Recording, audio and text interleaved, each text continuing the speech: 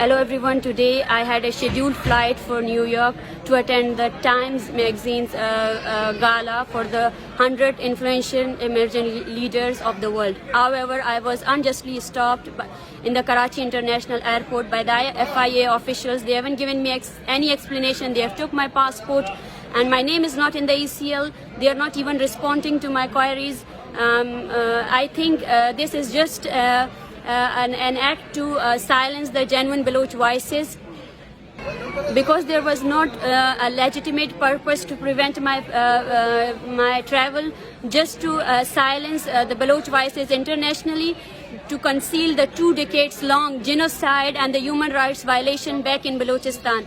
Because in Balochistan, no media and can ever have the right and competency to reveal what's happening in Balochistan. So the human rights defenders are now prevented for their advocacy in human rights.